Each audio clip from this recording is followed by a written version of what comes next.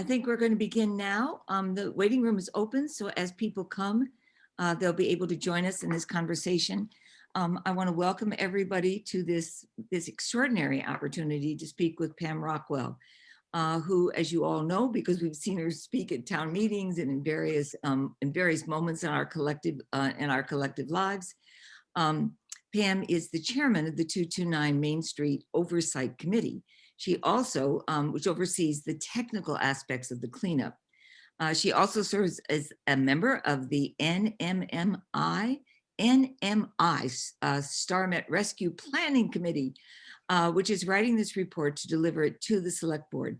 Pam urged me with her characteristic modesty to say that she herself did not write this, but that the committee drafted the report, which we have attached to our various invitations. And I hope you all have had a chance to read the report. It's lengthy, but it's comprehensive and it's thoughtful. If you have not, we will put the connection for that report in the chat as we go along so that people can refer to it either during the meeting or afterwards. One technical aspect, my name is Diane Proctor. I'm the chair of the Concord Town Government Committee. Julie cannot be with us today. She has personal demands in her family life that have kept her from doing so. The League of Women Voters is a nonpartisan group, and we don't support any particular candidates, but we do support support strong positions, which we have researched over 100 years now. So Pam, I'm going to turn this right over to you. She's going to give us some slides. Are you having trouble hearing me, Dory? Was that the signal? She's going to present some slides and she's going to talk to us about the nature of this study. Pam, thank you for joining us this afternoon. We're really looking forward to hearing from you. Thank you. And one more point, I'm sorry. And if you have questions or comments, write them in the chat box. And Carlin Reed will be distilling those. If you want, if we find that we have time, and we hope we will, we want to turn to individuals to ask their questions directly to Pam. So it's going to be a kind of hybrid, questions in the chat box and then questions as people raise their hands. Take it away, Pam. Okay, I'm Pam Rockwell. I'm a housewife and mother in Concord, and for the past few years, I've been the chairman of the 2229 Main Street Oversight Committee, which is the committee that actually looks at all the technical documents about the cleanup since it was a Superfund site in 2001. And at town meeting 2018, the town actually voted to give the select board the ability to take ownership of the 2229 Main Street site. And so they charged the NMI Starment Reuse Planning Committee, which we call the NSRC, to identify ways to reuse the site and to look at information about the site and to distill all this information and write a report to the select board. This is a short-term ad hoc committee. And we've been working on our draft report, which is now up for review. Our key recommendation is that we should get on with actually taking the site, having the lawyers do the due diligence and figure out what needs to be done to actually take the site. And we've identified a master plan concept to follow through and reuse the site. There's still a lot of issues. We need to be talking to people about the risk issues at the site and what it means so that they have value for that. We still need to figure out whether the town wants to own it or not. And we need to give guidance to the people who are doing the cleanup, and we need to figure out the fiscal things, whether there's a third party that might be involved, how we're going to pay for it, basically, if we do stuff. We don't expect to solve all those problems. We expect to give those issues to the select board to solve. As part of our process, we developed reuse principles based on the long-range planning committee's reuse principles, commission's reuse principles. Basically, we feel like this site is not something that should just be one person gets to use, one group gets to use it. We want this to benefit the entire community. We expect it to be an environmentally friendly place Redevelopment should be sustainable, preserve environmental aspects, be carbon neutral, improve landscape resilience, recharge, all of those things. We don't expect this to be free. We don't expect to pay anything to own it, but to redevelop it, it probably will cost, but it may be that the reuses that we have for it actually offset other costs in the town or reduce other costs in the town or fill needs that we would have had to pay for anyway. And we also want this to be the kind of place that brings people together. We don't want this separating people or classifying people into this is for this group only. We want people from all around, and this is on the border of other towns. We would like other towns to be a part of that as well. So the very first thing that we did was develop this potential reuse zone map. We worked with contractor Skio, who was paid for by EPA, and they helped us identify which areas on this site could be redeveloped. So this is Route 62. It's across from the ice rink. It is right next to Forest Ridge Road, where Black Birch just recently went in, and Minuteman Arc is adjacent to this site. There's a little bit of town conservation land between those sites and this site. Area A1 on this site, you can see, is where the former factory was and its parking lots. That's where the development was on the site. There are some beautiful wetlands areas on this site that you can see in green. The old holding basin you may have heard of is area B on this site. So basically, areas that are identified with an A are areas that could be redeveloped. We could build things there. And particularly in these two areas, A2 and A4, these areas were never developed, and there was no hazards dumped there, or there's nothing in those areas. They are really pristine areas.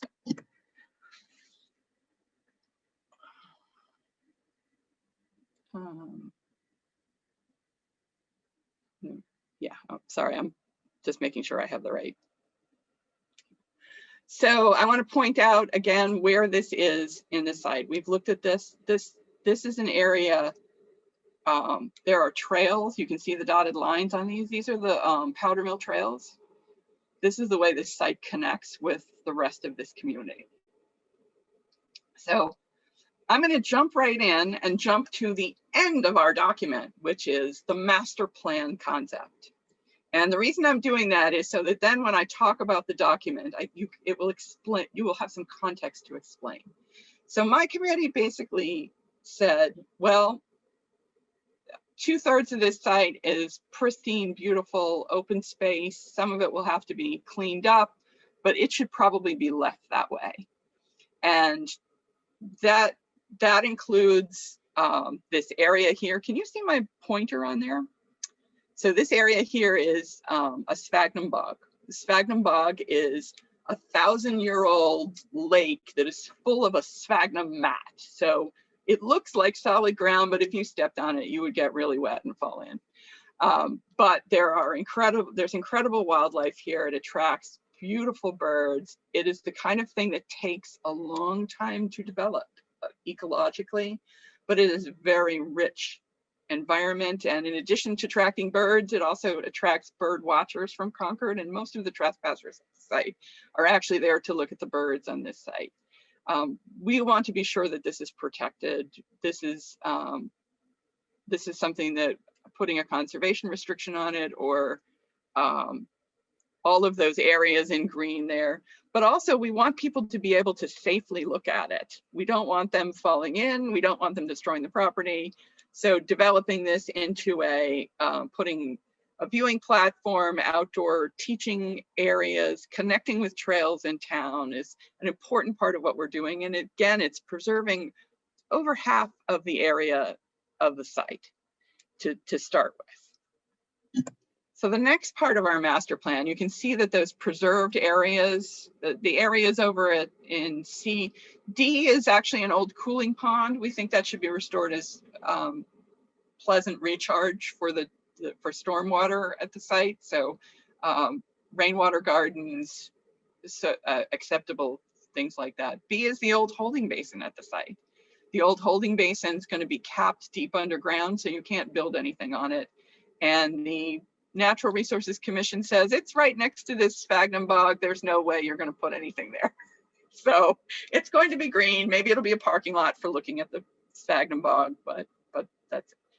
But our committee felt very strongly that the area that had been developed before, where the footprint of the old building was, this area A1 would be the best area to redevelop at the site. It's level, it's vast, it is well connected to Route 62. We would probably put a second entrance to this ring road, which is right now a dirt road that goes around the entire facility. It's paved for some of it, but it's but developing that as the access road and the definitive site definition for area A1, we really think this is a great place to do development at this site. Area A2, which is up here in this corner, this is a hillside behind Minuteman Arc. You can see this along Route 62. This is area that's actually very developable because it's never been contaminated and it's right along Route 62. So there's a lot of easy access there if someone were to redevelop it. Although there's a lot of interest in keeping this as a beautiful wooded hillside. The area right in here in between is area A3. That area is going to need to be excavated because there were some old sediments dropped there when they dredged the cooling pond many years ago that'll need to be cleaned up. So it could be restored as flat or it could be restored as the hillside. And the hillside over here with pristine trees that's never been developed or dumped on or whatever is also very accessible to Black Birch, Camp Thoreau. This could be housing or this could be part of the conservation area that's at this site. But whatever, our master plan is we redevelop within A1 and then perhaps add other things in A2, A3, or A4, and that we have most of the area as conservation, natural education trails. I know it seems like I'm spending a lot of time on that. So as part of our committee job, we split our concept into three minor concepts here of how we would do our master plan. The first is an indoor multi-purpose community space where there's think about something like an indoor track with buildings attached to it that would include gyms and maybe a cafeteria and a whole lot of event space and maybe some small artisanal space, some town offices, program space for the required accessibility because we're building this from scratch, so we can build it with everything flat and accessible from the very beginning. Town offices, the Natural Resources Commissioner has already requested that her office be moved to a place where she can look at the sphagnum bog from her office.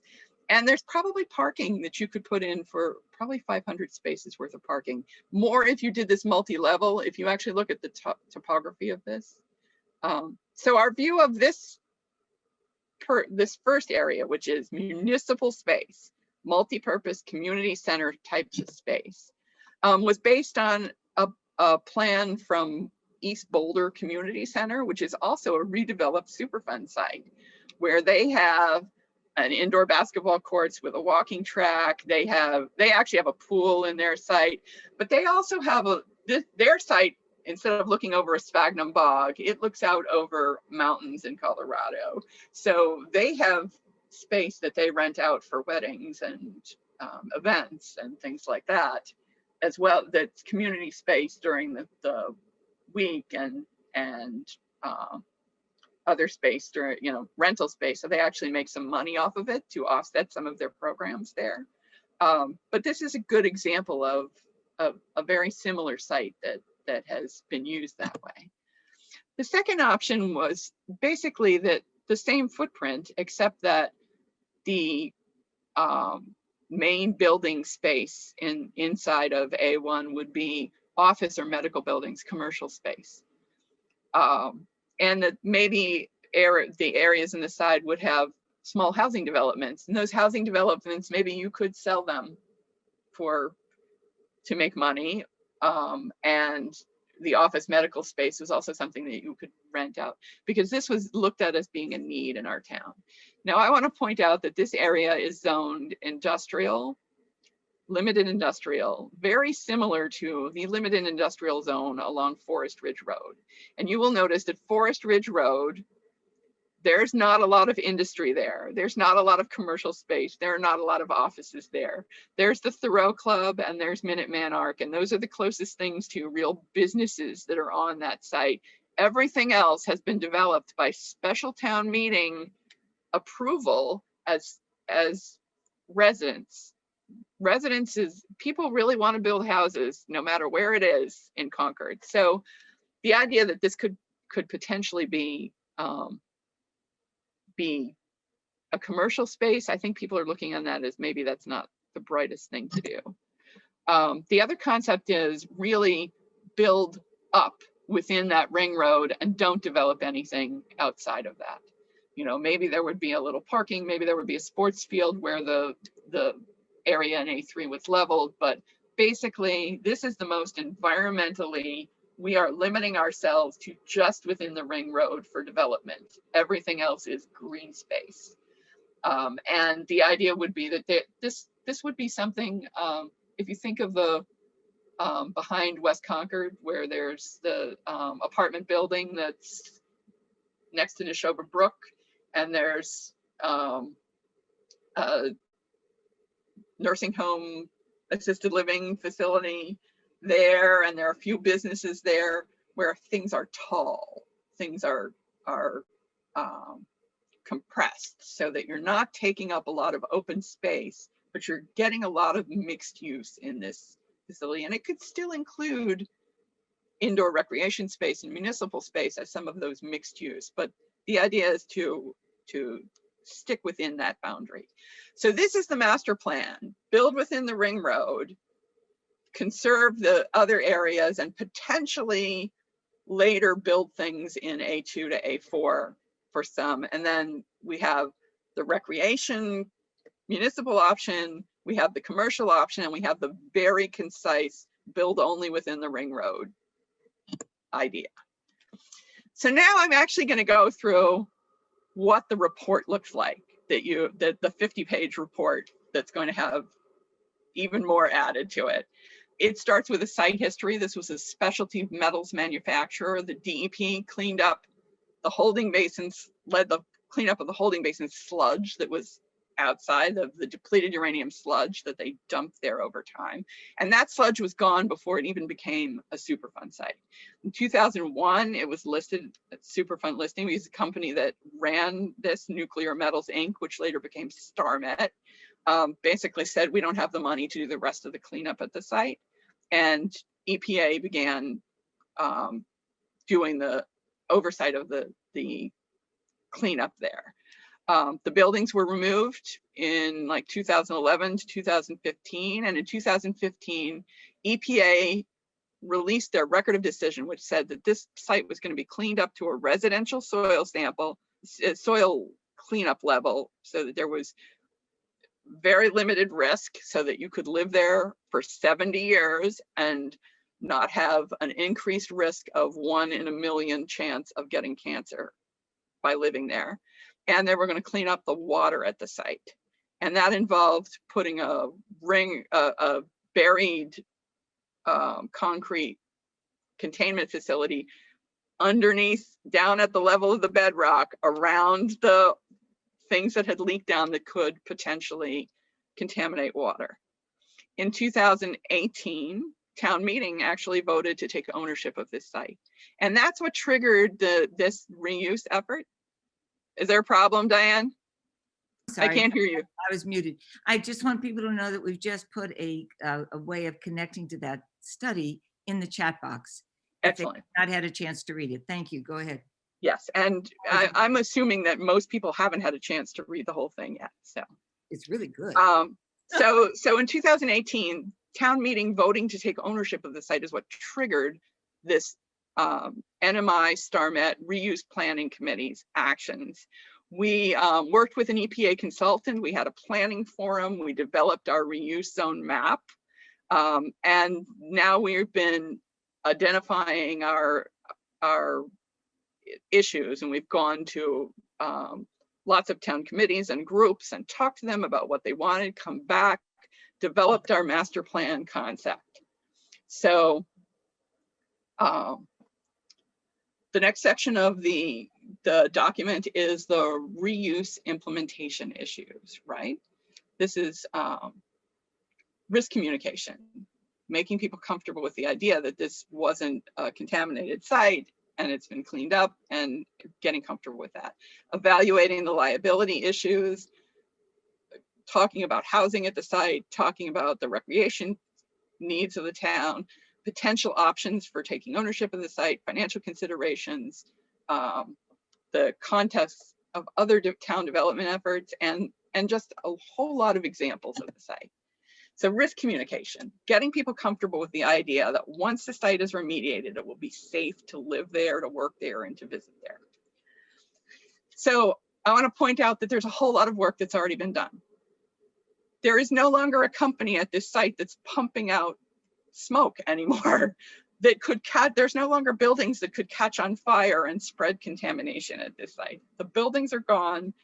The holding basin sludge was removed. The buildings are down to the level of the foundations at this point.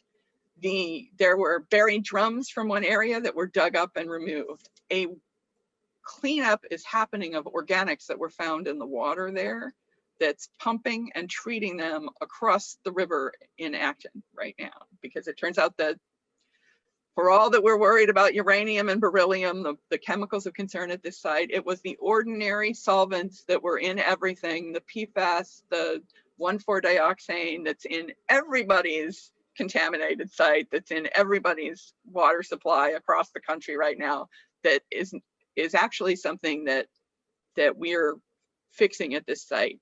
And it's being treated already so that it is protecting Acton's water supply. Concord doesn't have any water supplies anywhere near this site, so that is not a problem there. This work is already done. There's still some work to be done at this site, but a lot of, when I was concerned about this site, most of the things that I was concerned about are gone at this point. It's an amazing amount of comfort that it gives me, and I hope that it gives you, to realize just how much is already done, even before they've surrounded the holding basin. Another important part is to make sure that the data will be available about the cleanup progress and monitoring. We actually have a really good system here. We have the 2229 Main Street Oversight Committee, and EPA and the contractor at the site have been sharing data from the very beginning at this site. So it makes people much more comfortable about the idea of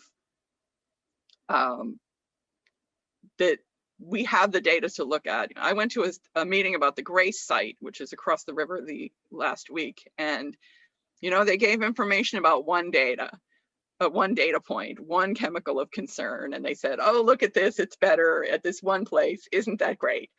And when I look at the data that we have at the Starment site, we have an amazing amount of data at this site. And we have a whole lot of really smart people in Concord that are paying attention to this site. People who have been working on this for 20, 30 years. I'm a baby when it comes to how long I've been paying attention to this site. So it's very comforting to know that we have the data and we have the data available. In our document, we have examples of similar Superfund sites that were successfully redeveloped for human uses. There's a whole section on it. This is actually something that people need to get comfortable with. But the biggest way that people get comfortable with risk is that they get used to going there. So having access, getting the environmental education areas, getting the trails connected, getting people to come to this site is actually a really valuable thing when it comes to risk communication. And this is a site where it is really beautiful, and it is in the middle of our community. It is so close to so many of our homes already. We're practically there. And I think that people will get used to it. I'm going to use the example of a gas station. right? Gasoline is really, really toxic. It's explosive. It causes cancer. It can make you feel really sick. It can dissolve the paint off your car.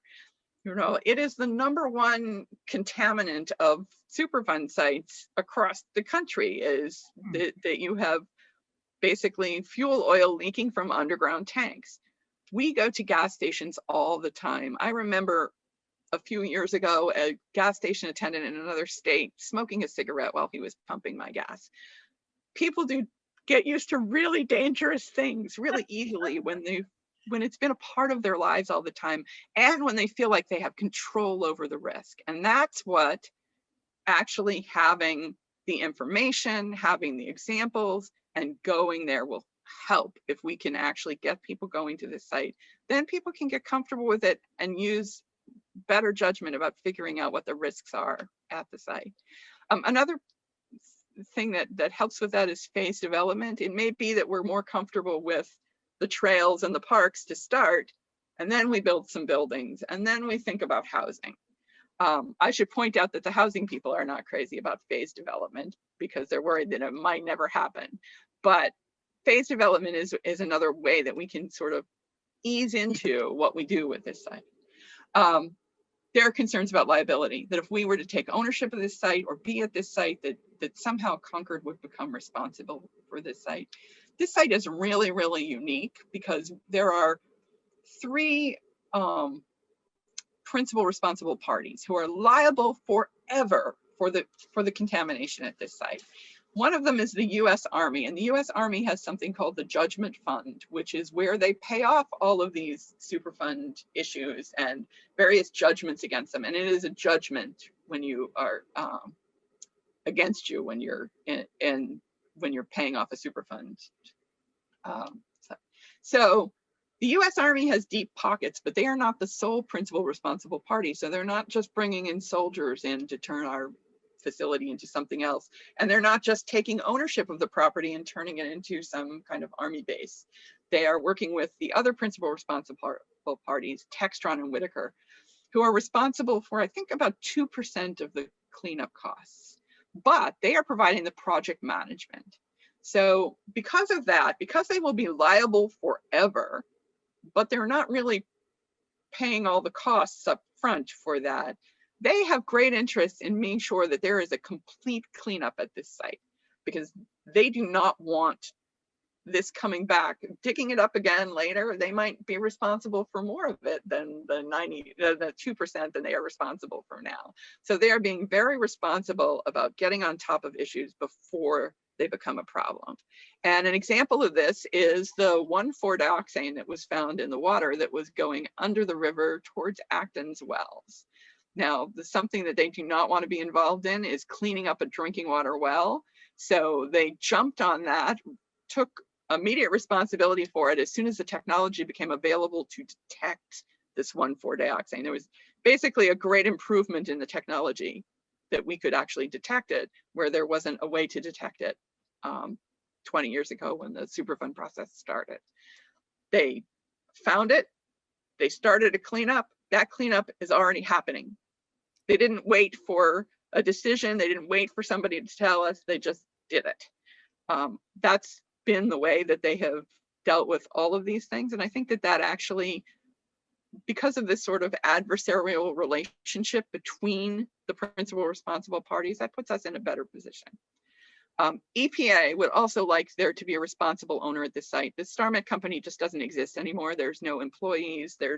In theory, it's not bankrupt, so they have a lot of debts, but they don't have anyone doing anything. And they're going to be activity.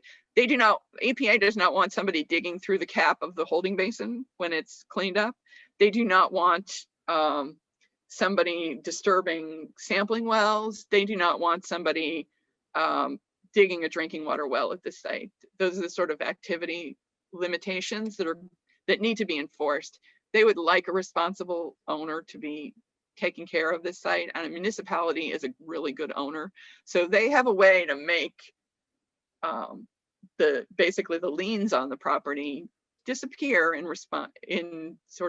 to support a responsible owner at the site, because a valuable thing to them. And because of that, there are good legal ways to take ownership of the property without getting any of the liability for the future cleanup. And this can make people really nervous, but EPA can also provide what they call comfort letters, which are guarantees. Basically, there's some question about how that, but they will give them to help municipalities manage liability concerns, so that you can say to a creditor, to a insurance company, this is what's, you don't have to worry about this if you take ownership of this property. Housing issues. The U.S. Army is spending hundreds of millions of dollars cleaning up this site to a residential standard because Concord zoning says this can be used for residences, just like Forest Ridge Road is used for a lot of residences. I think we're all a little nervous after the last 4 years that, you know, maybe somebody might change their minds about things. I was really grateful that we made it through the last 4 years and still have the residential standard there. We need to actually have some possible residential use at this site planned. Maybe we never get there, but we can't rule out a residential use of this site, and it is zoned for potential residential use. So even if Concord doesn't own it, somebody might put a house there sometime. Similarly, it's really rare for such a large buildable parcel of land to be available. It's really irresponsible to not consider putting affordable housing at this site. We have such a need for that in this town. And if Concord didn't take ownership, I'm sure somebody would build houses on this site. There would be a way. This is one of those things that we really need to be prepared for. And so owning it and planning the housing means that we can have more control over where the housing is located, what's happening, how it fits into our community. And it's been pointed out to me by several different committees that the disability and aging populations in Concord have a real need for affordable, accessible housing, you know, and yes, you have to balance that with the environmental justice concerns, but this is a lot of property to just, like, you know, how many properties in Concord you can't turn into affordable housing because there's lead problems or there's this problem. This is starting from scratch. Build it so it works the first time. The town is also assessing its recreational needs right now and is planning to reuse the middle school potentially for recreation things. So working with the Recreation Commission and working with the town to figure out, well, what needs are the towns and what needs are going to be taken up in other ways as those spaces become available, an important part of it. We're committed to trying to be as fiscally neutral as possible if we can. But that doesn't mean, you know, for instance, that we wouldn't put recreation space there, office space there that we are short of in other spaces, that we wouldn't collect fees for services that are provided at the site, or that we wouldn't have public-private partnerships. Two ways to think about that. One would be like the Concord Carlisle High School was built by a private organization, but was for the benefit of the town. Another would be to, like, if we had a big community center, we could pay a provider to run the community center at the site. And that would offset our costs because they would be collecting fees or something like that. One thing is that the Army has liens of, you know, hundreds of millions of dollars, and other people also have liens at this site. If we were to sell or rent the property, we would probably have to give some money to the lien holders, the former lien holders at the site. So I'm going to go back to my reuse principles, right? This is multiple integrated use, environmental stewardship, fiscal sustainability, community synergy, right? So the next section of the document is the master plan. So it starts off with preserving the environmentally friendly areas for all of those sites. This site is located across the street from the solar farm at the Gray site. And it is Forest Ridge Road. The trunk from there goes up to the substation in Forest Ridge Road. This would be a great site for batteries for our solar, so that we can actually keep our solar on days and not just blow it away when we have problems with there's too much solar on a day, then we can actually put in our system. Putting batteries there, putting solar on top of any building that we build here. You can somebody told me that this is one of the windiest sites in Concord at the top of this hill. Putting a windmill there would be cool. Nobody else but me seems to think that would be cool, but I think it would be cool. But this is the way that's the way that we're doing our environmental stewardship, is that those things are shared by all of these concepts for environmental stewardship. So the first indoor multi-purpose use, this would be multiple integrated use. Imagine a gym, like an indoor track that could be used by the Council on Aging or the disability community during the day. During the afternoon, it could be used by the schools for sporting events. During the evening, it could be used for adult recreation or other school age recreation sorts of things. And you would have people coming into this building from different communities crossing tracks at different times, so that you're not just having it be, this is the disability park sort of thing where that's the only people that use it. This would be a chance for different age groups to overlap at this site, using it for a variety of different accessible programs at this site. And again, you can make it low impact, and you can also take advantage of the beautiful views here. This, again, paying fees for services. This is something that they could do, but these are actually could offset, things that we need to do in other towns because we don't have the space to do indoor track or something like that here. So there are ways to think about that, and doing sporting events where people have programs from other towns would also be valuable. I'm gonna skip over the commercial view on this one because basically I'm not sure that anyone would really think about it that way, but again, there's a lot of need for this sort of space. So it in the same way that the other areas are environmentally friendly. The mixed use concentrated use program, again, this is, the environmentalists all really like this. The Natural Resource Commission said, if you develop it, this is the way to develop it.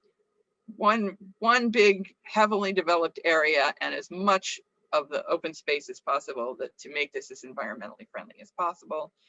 And having a variety of different things, it's provides multiple integrated use. And basically this would be renting out space to a lot of different groups. So there would be ways to finance it that way. So our near-term recommendations are to develop a process and path for the town to take ownership and to actively plan based on our master plan concept. To give the contractor some idea about which spaces we want restored level and which spaces are going to need to be, restored with hills and trees. And we want the select board to start talking about this more so people get comfortable with the idea, and to figure out whether there's going to be a committee or how we would figure out what's next at this site. The longer term recommendations would be more about the financial figuring out and whether zoning for the sustainability. So, and that's where the report is on our committee's website, and there's also a form there to fill out for making comments on it. And you're welcome to make the comments based just on my presentation if you want, if you have opinions about how it should be done, as opposed to particularly about the report. The committee is flexible enough to figure that out. Pam, so, yeah, you're questions? fantastic.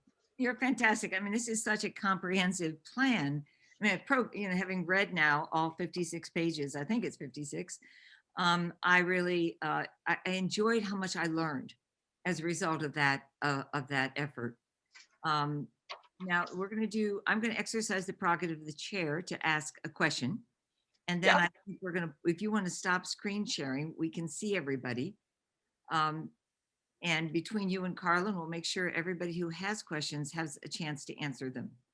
Can you see who's getting questions? Because we might want to actually talk about things on the screen. is. Okay. Well, then let's So what's your question?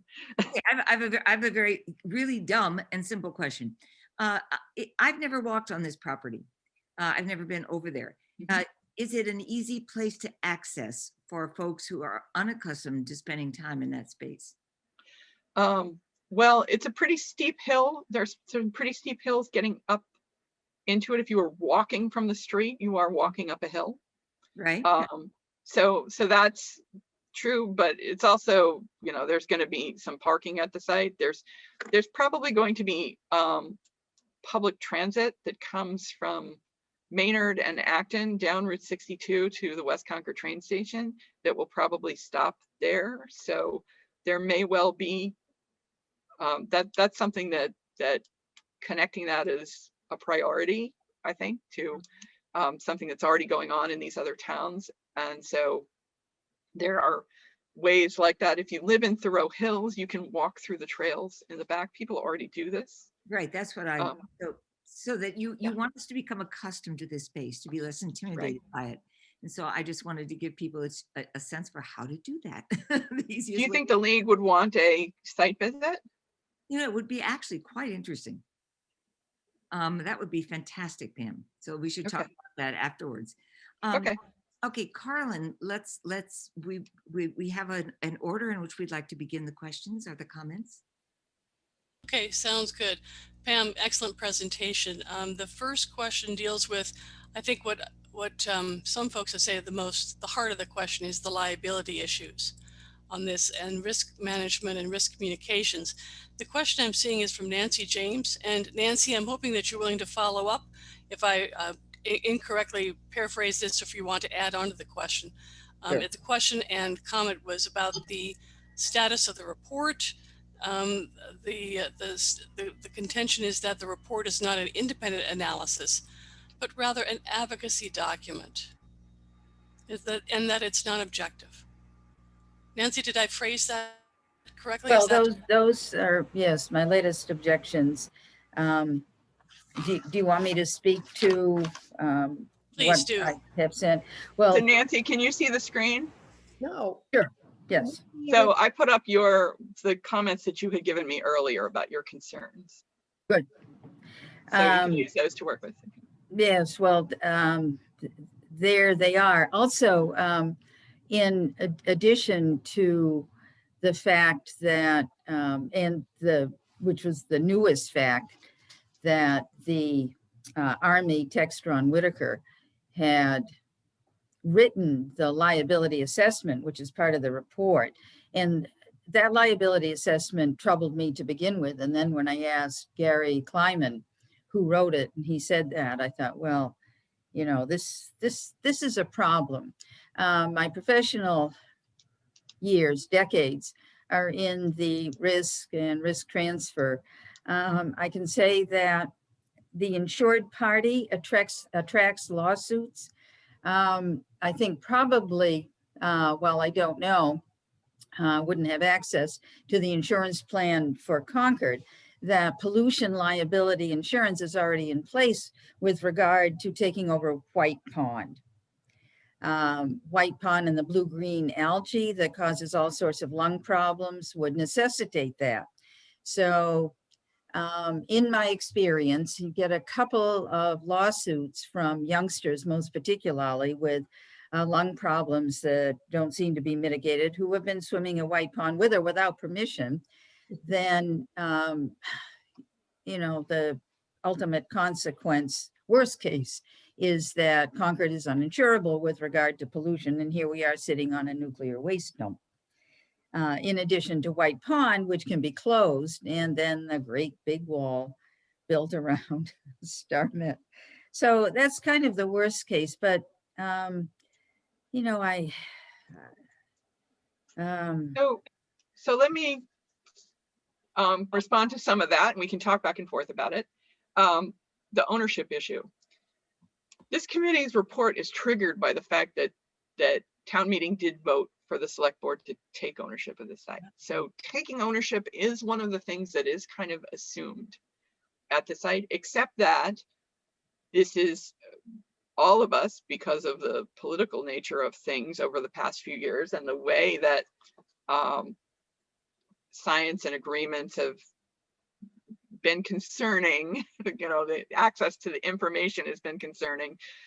All of us were wondering whether there were other options besides taking ownership that could still allow us to have really good control over this site.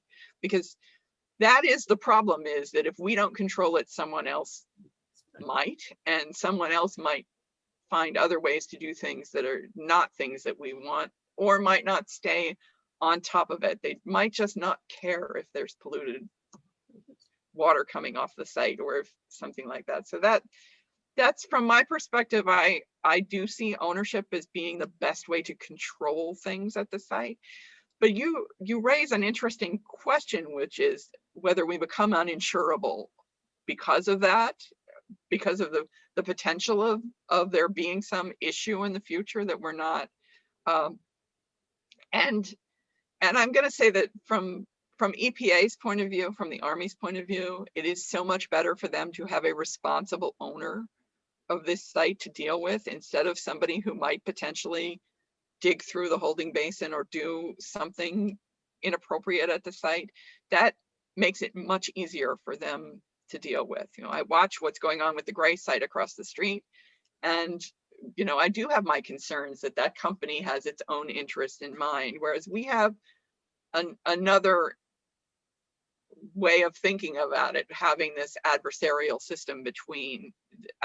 relationship between the principal responsible parties there. You cited some issues with the pollution insurance years and years ago, and that's actually one of those things that those comfort letters are designed to help out with municipalities. And yes, it's just a letter and you never know, but you also never know if the government or the banks are going to fall apart and they're taking care of things in a way. And I do think that those are things that we can be pretty sure of. But one of the reasons that we've gotten such a great cleanup out of this site is because we have people complaining about it constantly, looking at the data constantly, waiving the insurance forms, waiving those things. Every time you say it, every time you make noise about it, it gives us more leverage for getting the best deal, getting the most assurances. And you also expressed a concern that maybe, there's something there that hasn't been thought of yet. Can I respond to, the number of issues that you raised? I have written that the U.S. government, all governments, municipal, state, and federal, are customarily pass legislation to hold themselves harmless. Yeah. And write off their liability. So what we'll take is the U.S. Army off of the liability list now. Textron and Whitaker.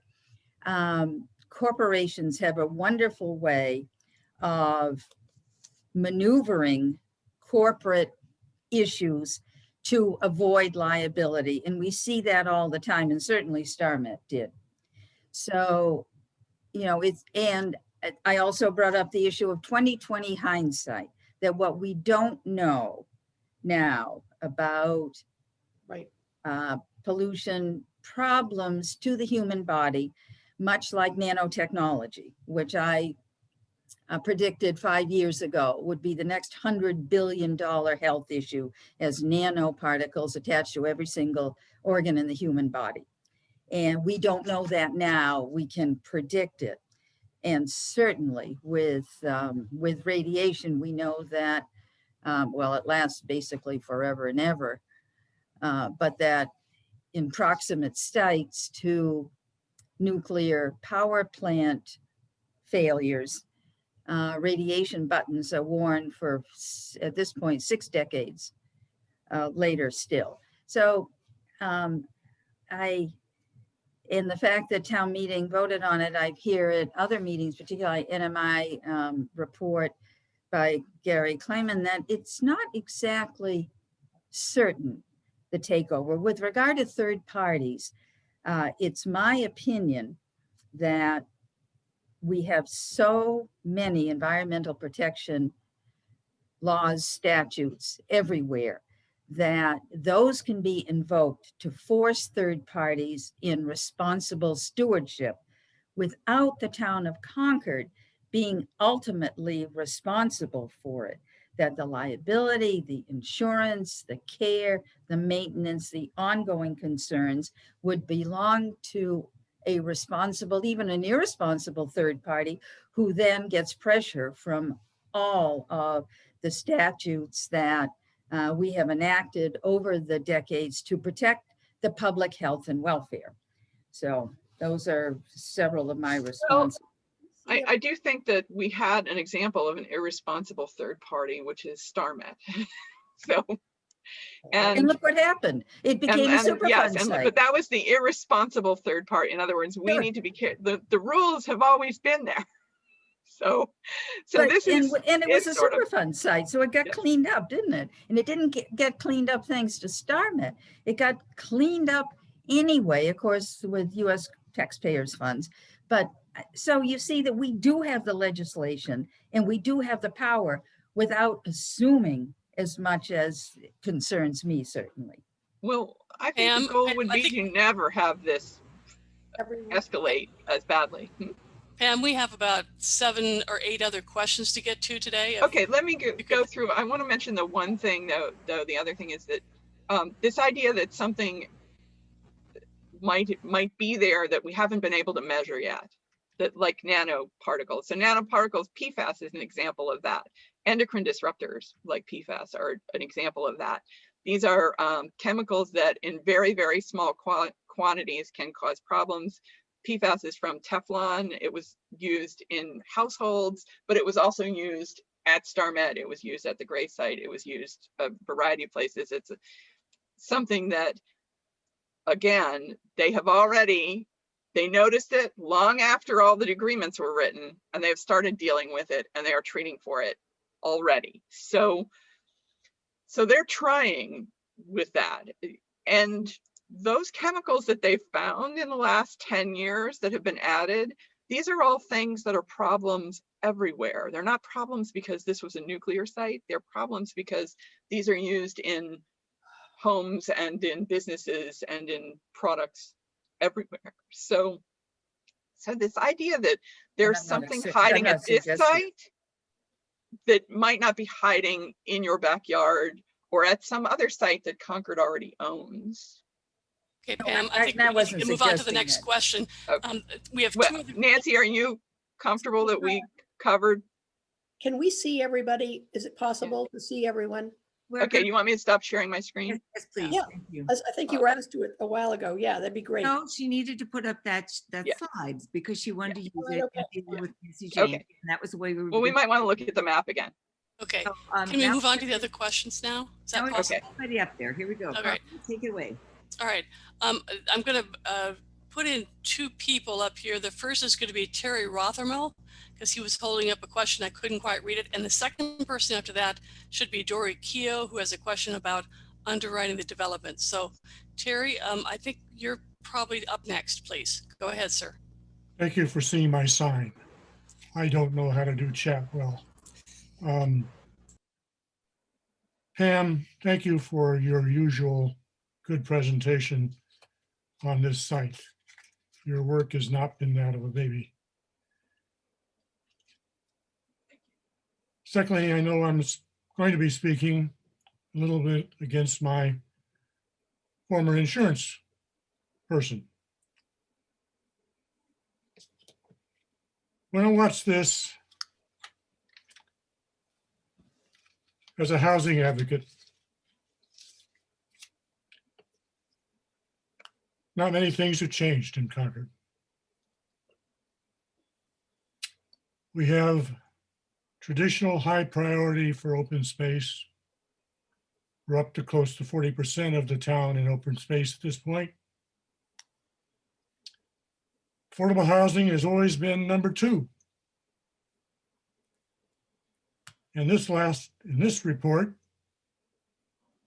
it's down the road somewhere, we may get to it. I would strongly advise that when we begin to build the top of the hill, when we begin to build the paths around the bog, that we begin to build some affordable housing. Otherwise, we are afraid that it will never be done.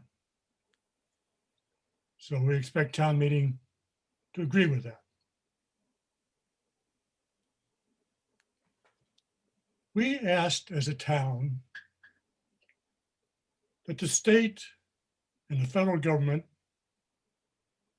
make this site appropriate for human beings to be on it. We asked for that.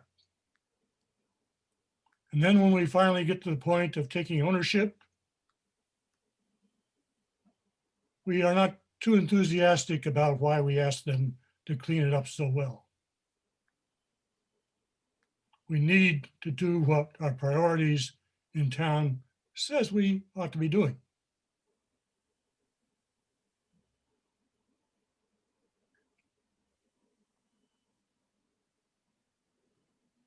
There are spaces where we should be beginning. Space A2 and A4.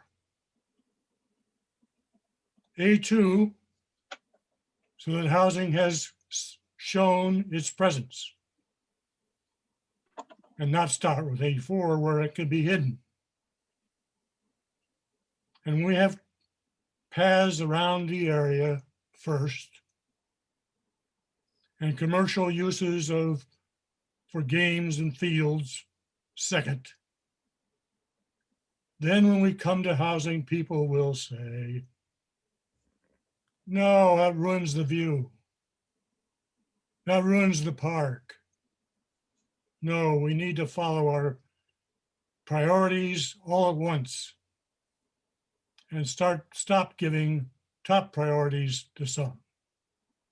Thank you for your patience, Pam. Thank you for all your work over the years. Thank you. So thank you. I want to say that you are not alone as a housing advocate who says, build housing there first, because if you wait for a later time for people to just get comfortable, they will never get around to it. So I think you're not the only one who says that. And the other thing is that we talked with someone who had worked on the development at Devon's, when they were redeveloping that. And so Devon's didn't have radioactive stuff. They had munitions that could blow up. So basically they said people were thrilled to put housing there, but they only put housing where there wasn't one of those issues. They had leaked heating oil issues and things like that. Some of those areas became residential areas. But this idea of picking the spaces that were never used, that were never contaminated as the spaces for housing made people much more comfortable with that. And while there are people who really love those beautiful trees along Main Street there, putting housing right along Main Street makes people feel much more part of the community than necessarily a part of the contaminated site. And that area A2, you're right, is pristine. It is beautiful. There is no hazard there to anyone who lives there. It is as close as the houses across the street, which are, you know, it would be a wonderful place for affordable housing or disability housing. So it's very close to Stop and Shop. It's very close to a lot of services there for people, and especially if there's a transportation site there. Thanks. Thank you, Pam.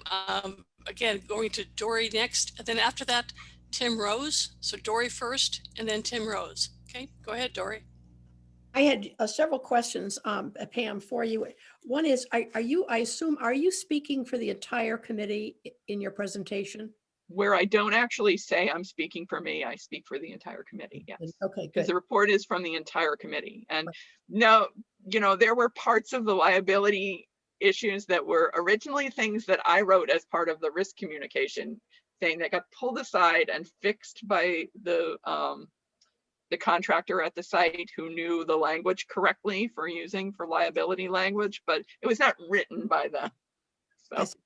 Okay, and then the plans that you're talking about, indoor running spaces and so on, that would be at whose expense? So that is an example. When we went to people and said, what would you like to do? People were like overwhelmed, like they'd never thought about what to do with all of this space, you know. So my favorite example is of an indoor track sort of thing where there would be perhaps youth groups that rent the space for games, that there would be the town would have the schools could have events there so that they wouldn't have to pay to go to other sites in the wintertime, that there could be programs there that charge the same way the BD Center charges, things like that. So that would theoretically be something like that, but we're not even to that point. Right now we're just saying municipal recreational kinds of spaces. Which my question is, would that be underwritten at the cost of the town in our taxpayer? Does that come out of taxpayer money is what I'm talking about? In theory, some of the costs for that would come out of taxpayer money. I see. Yeah, what we do at that site as an owner, that's why potentially working with, say, a third party person to run a site, or to serve, you know, to run a community center for us, or to run buildings for us, or to develop a building process might be a way to offset those costs. And that's something that is, because people can't tell us at this point which thing they would actually put there, except for the Natural Resource Commissioner, who really wants her office So there. it's up for, You know, since people can't tell us what they want there yet, for sure, we can't tell you how we're going to fund it yet, but that is part of the process of developing what we would do. There is developing a process to decide, well, what sorts of facilities would actually get placed there. right. I just, very brief question, because I don't want to hog the time here, but does the town actually own this? As I understand it, that is not clear. Right now, we do not actually own it. That's We have a lien on it for back taxes, and I think for electricity too as well. so we're not obligated to carry through if we decide not to. Right now, we are not obligated in any way. Yeah. Very much. Okay, Tim Rose is next. Then after that, Diane, do you want to think about taking people's hands rather than me reading questions? Think about that, but let's go with Tim Rose first. Tim, go ahead. Muted. Tim, we can't hear you.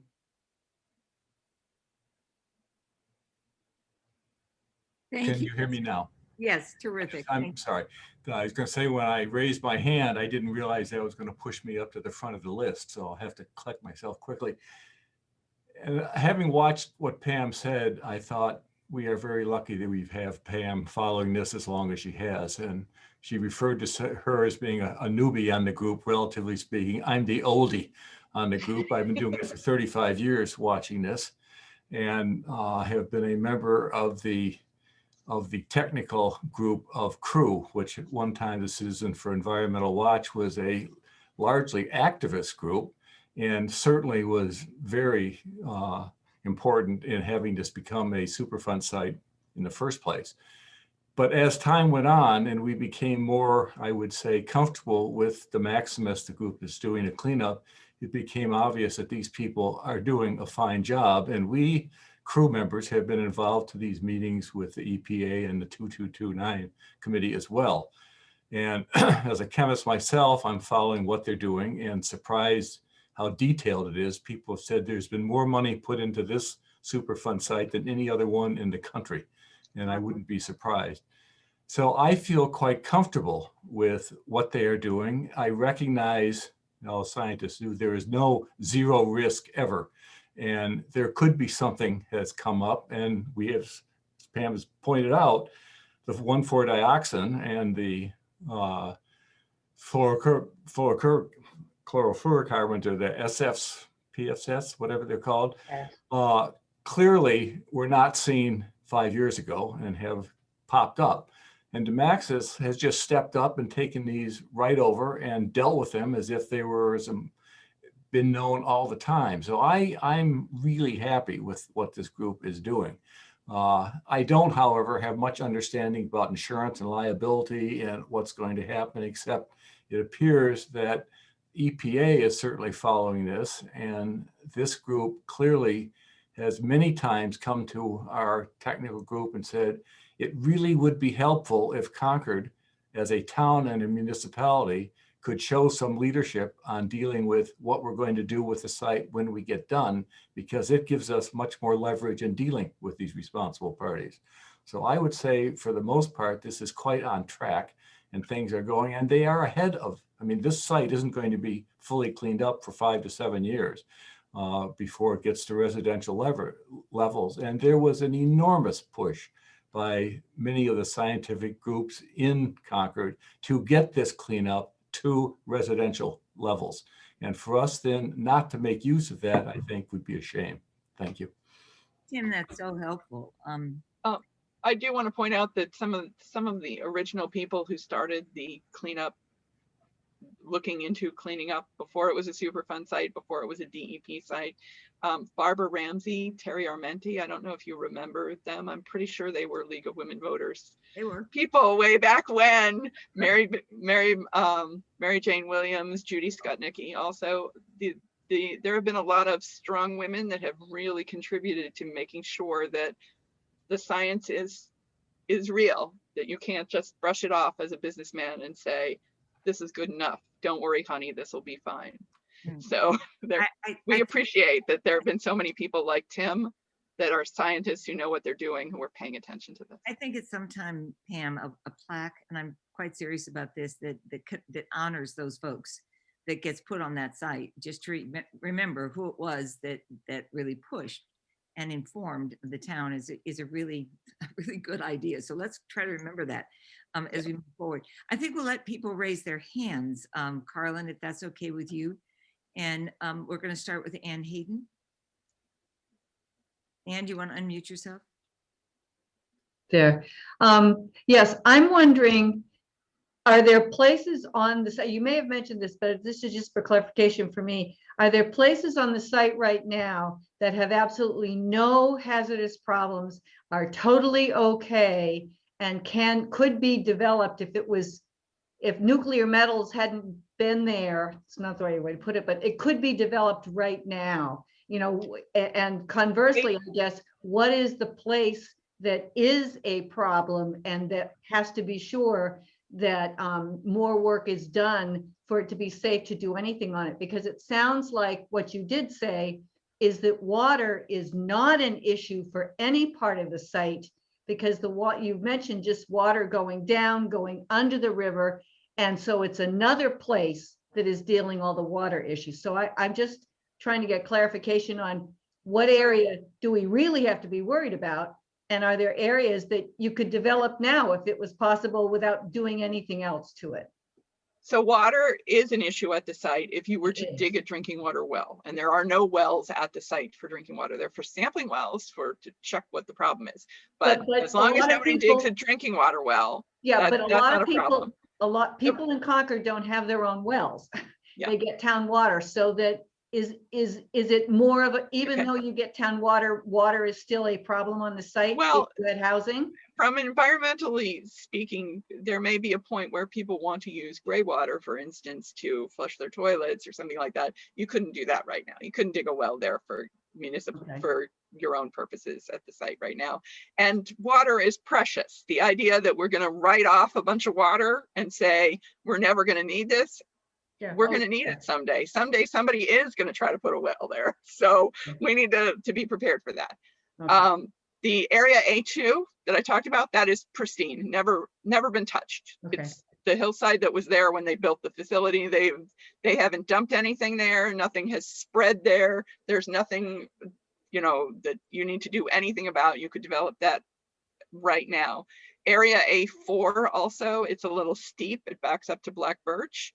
I'm sure the guy at Black Birch would love to buy it and put more level it and put more houses there. You could do that right now and there would not be a problem, except that there's an access problem for building right now. And water is not a present a problem for housing on those two sites, whereas it is in other places? I mean, you just said how you couldn't put a well. You could put a well on. No, you can't put a well there. You're Oh, not you gonna be able to can't. put a well So there at all. that You're gonna have to use includes- town water. Okay. So, Okay. Good, thank you.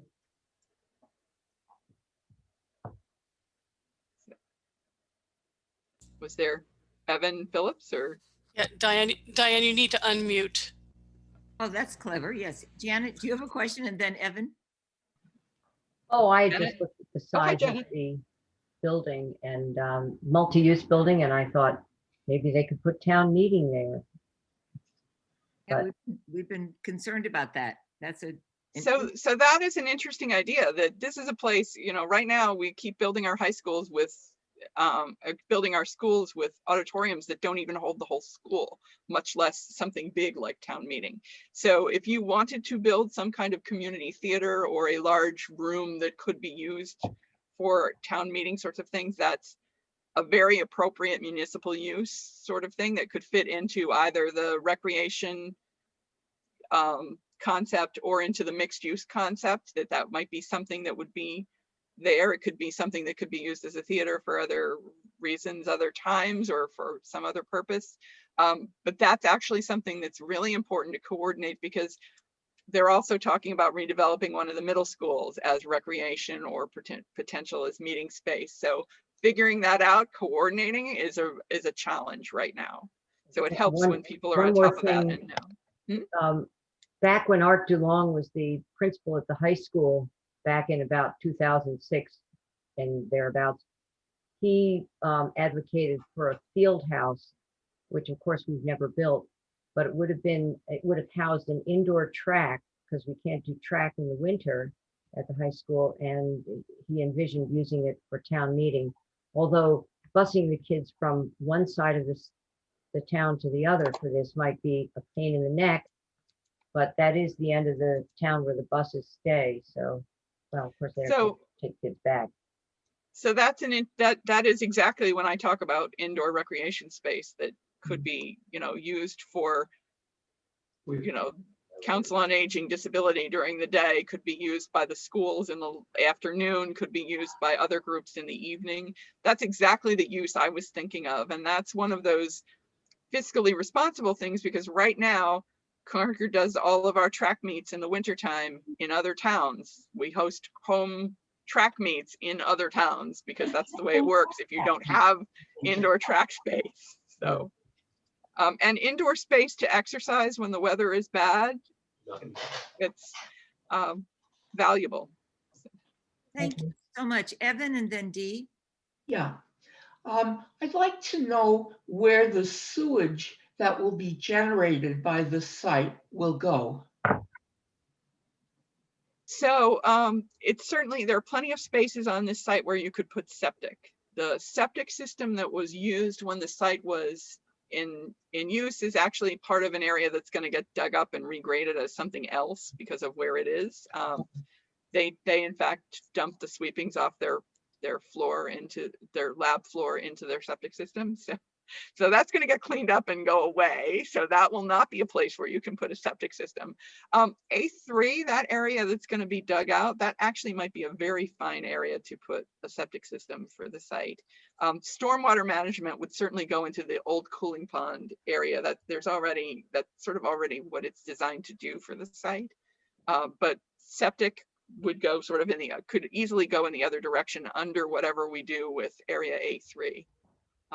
But yeah, having an idea about that when they're regrading A3 at the end of their cleanup, you know, if we know we're going to put a septic system in there, then we can have them put whatever sand or whatever needs to be put in then, or be aware of that. So there's an advantage there of having a sense of where we might put a septic system if we're going to,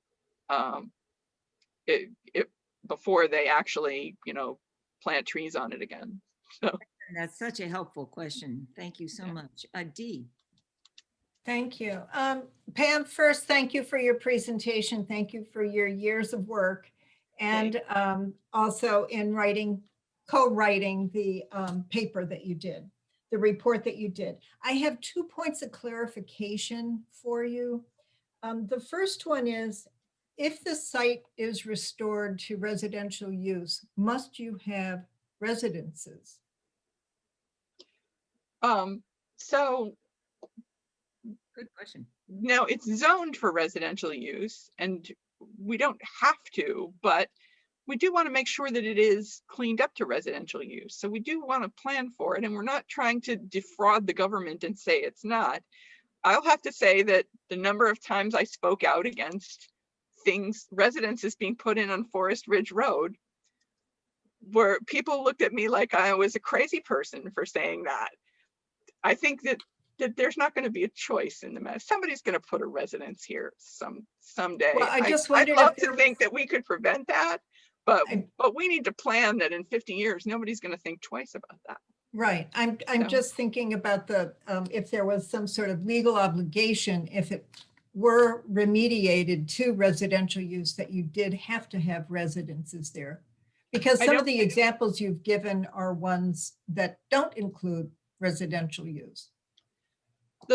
Certainly the mixed use example could have residences That in it, does, and there yes. could be residents associated with the number of properties that have some sorts of facility, commercial or agencies or whatever on their first floor and have residences on their second floor Right, or third or fourth or fifth in Concord. There are plenty of opportunities for that, and there's okay.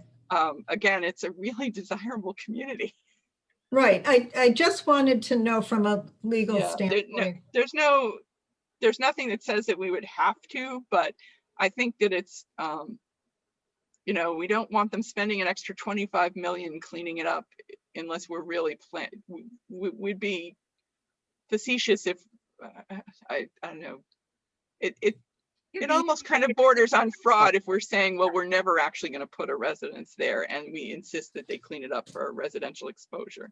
Okay. And let I'll me have go- to say that a residential exposure for something, this means that if you are in your house all the time, from the time you are a fetus, you eat the vegetables you grow in your yard, you sit in your basement at the closest possible place that you might, and you have your home office there where you work. And people used to laugh like nobody would do that. But I don't know about you, that's where my life has been the last year. You never know when you might have to spend everything you do is going to be in your house for a while. There you go. So, There you go. so that it's a very protective standard, the residential standard. It's not just about that you live there, it's about that you're there all the time and you're exposed all the time. Okay, my second clarification, I believe you mentioned something about EPA and that they can make liens disappear. And I'm wondering if I'd like you to expand on that a bit, but also, can you tell me how many liens are on the property? So I'm not sure I know about that. I think that's actually going to be in the document eventually, and that's not I'm a technical person, so that's not something that I know. But the big liens that are on the property, the biggest lien, EPA has a lien for the cleanup expenses that they have. The Justice Department has a lien on it for judgments that are made against groups. The Army has a lien on it for the amount of money that they've spent cleaning it up. Those kinds of liens that are already the federal government having a lien, they can just forgive those liens. Okay, they So can. that's forgive- how they can just say, Right. yes, it's an interest to us that you have it. We can just do Right. that. There are Okay. some small liens that are from banks that secured things, and I'm not sure how those are gotten rid of. But right now, those banks don't have any liability at that site, so they might be willing to just forgive those liens in order to not have liability ever at that site.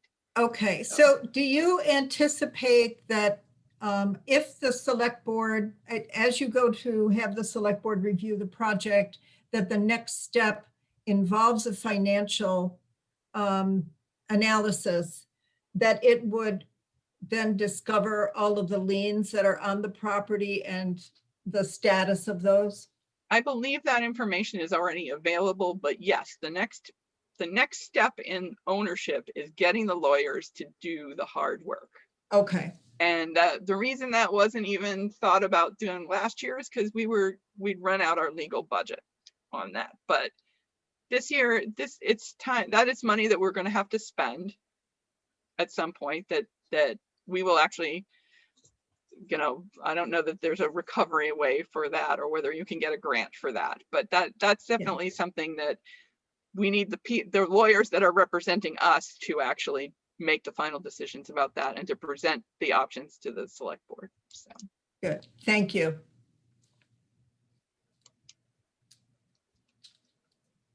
Okay, Diane, you're still muted.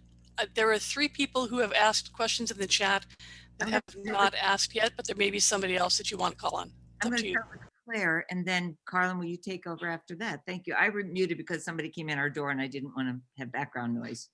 Claire. Yes, I went by the place, thought I'd take a look around, and there's a gate that keeps you from going any further. So I wonder, before this comes up at town meeting and so on, is there a place where people on their own time can park and walk around? No. Okay. No, I'll have to say, since the buildings have gone, you will not be met with someone with a machine gun anymore. But it's still private property at this point, and you can't go unattended.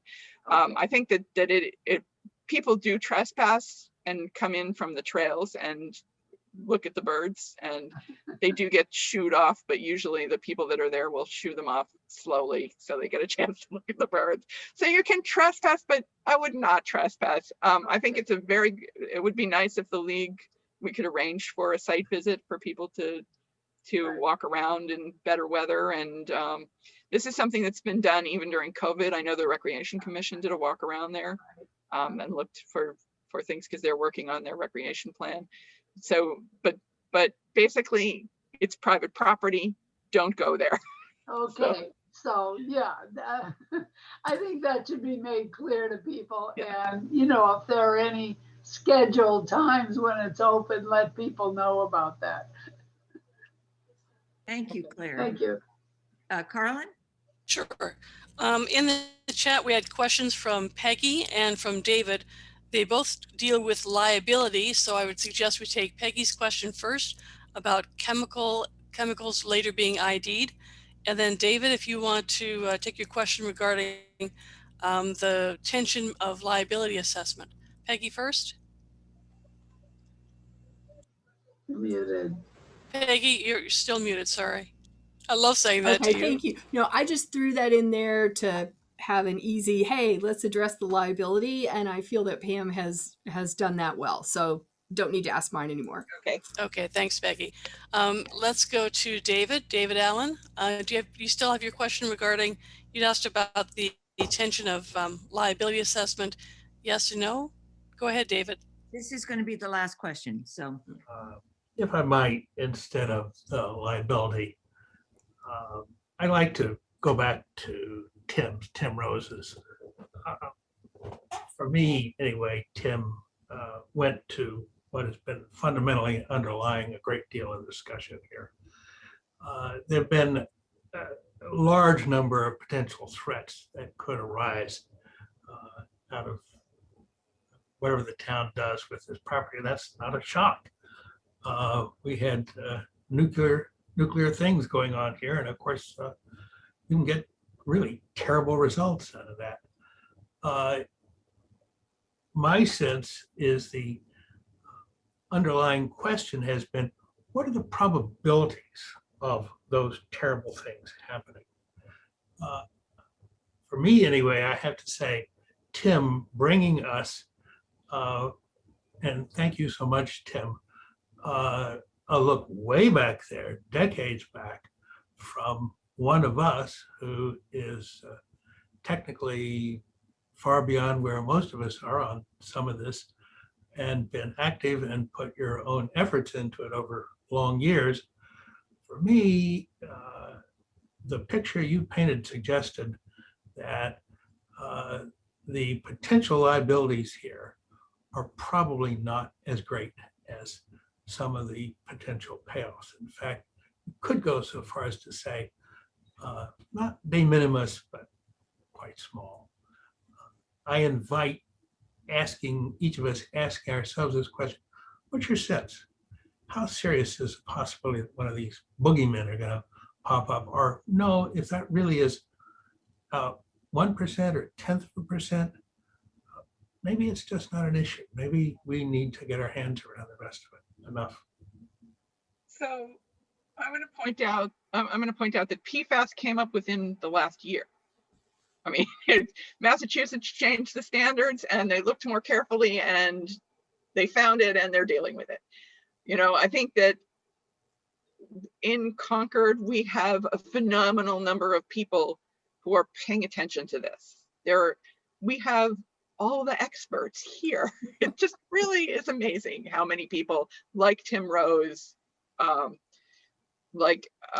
Chuck Haldeman, like the people that know what they're doing are watching this, and the data is out there. So I would not be surprised if we did find something that got added to the water cleanup some years down the road, and most people wouldn't even hear about it because it would just, someone would notice it, someone would do a study, and someone would add a new set of filters to the system that's there, and that would be that. You know, most people, except for what I've said, haven't heard of the dioxane or the PFAS in that system either. So, Tim, did you have a comment about that? Can somebody unmute Tim? Rose? Yes, thank you. Yeah, I think what you say, Pam, is right. And of course, part of either the problem or the cure is that these items, particularly the last one that Pam just mentioned, was only able to be detected at the low levels that they are because of the advances made by our analytical chemistry friends. And so there is always the possibility that we will find new things that we didn't even know existed before because we couldn't measure them. On the other hand, that, as Pam mentioned, is not unique particularly to this site. These new materials, they are found everywhere. And so the whole country is dealing with a new problem. And these are going to pop up all the time. I'm afraid it's either part of the curse or the blessing, you might say, of modern science and moving ahead. I don't really like to go into the nanomaterials question in great detail because that is something that clearly I think is largely still unknown. But I would say for a change, as opposed to things such as the chlorofluorocarbons in the ozone layer, the scientific community fairly early started to think about what kind of effects these nanoparticles might have on human biology. And so they have been studying that for a long time and working on it. The site here, I think, David, in answer to your question is, we really don't know, but I would say if you extrapolate what has happened for the last 20 or 30 years, we have found, other than things we knew existed, 2 different ones. And there could be more, but it's not obvious that it should be unique to that site. I think we're pretty much sure we know the things that we have found there that are unique to that site and are dealing with them. And as I say, the technical people running this seem to be right on top of what's going on. I every once in a while will send a article I think is kind of new and inventive to the person at the Maximus who's running the show, and he says, "Oh yeah, well we knew about that 1.5 years ago." So they're way ahead of many of the things that I find out. So I feel actually technically quite comfortable about this. As I said before, the legal aspects and insurance, that's not my bag of tricks. So. I am so grateful to everyone. Pam, did you want to make a final comment, hon? I didn't mean So to. I saw something go by about somebody saying, well, why are we talking about affordable housing if this is so great for any kind of housing? And the answer is because Concord has a lien on this property. Concord has an opportunity to do something with affordable housing, accessible, built from scratch. We're not having to adapt it for the way we want it. We have control to just do it right now. And that's an opportunity that doesn't come along very much. This is about 25 acres of buildable space in Concord. When's the last time you actually had a place like that just made available to the town to figure out what should be there? So it's hard to think about using your imagination that way, but I think that is why we're talking about affordable disability adult housing, is because there may be too many $1.5 million houses already in Concord. I can't imagine what you mean, Pam. In any case, thank you all so much for spending time on this rainy Saturday with us. And most importantly, thank Pam and Tim for his contributions. I also want to thank Peggy Wargelin, who's been running this whole thing on a Zoom, and Carlin for managing the conversations, and for everyone's patience with us as we manage these Zoom conversations and have awkward beginnings and creative endings. But I want to thank you all for joining us. I think that this is going to be something we're going to be talking about for a long time. It's going to be years before this site actually gets developed. I'm not sure when a warrant article will appear. Are you planning on one for this fall, Pam? I don't think so. I think it's in the selectmen's hands, select board's hands right now. They can make the decision to go ahead and do what they want to do at this site and then come up with when their timetable is going to be for the next level of development. We're fortunate enough to have Linda Escobedo with us in this conversation. Thank you, Linda, who is obviously the chair of the select board and can help to, has been able to hear this conversation and can think about it as they go forward. All in all, we've got a lot of time to talk about all of this, to learn about it, to discuss the concerns that Nancy James has so thoughtfully brought up. I mean, we have time, and that's a gift. So often we find ourselves up against deadlines where we have, oh, in 3 weeks, the plan's got to be presented, so everybody's got to decide. You know, this really is a thoughtful, long-range plan. So thank you all. I gather that Peggy and her magic is going to get this up on YouTube for people to observe. So that if you have friends who weren't able to hear this, please send them to that when it's available. You can go to the league website to see when it's available, and then go from there. It'll be a while. I don't think it doesn't happen tomorrow, but I mean, over the course of the next week, it will be able to be available. So thank you all. I hope you have a wonderful weekend, and everybody, please stay well. Thanks. Bye. Bye. Bye.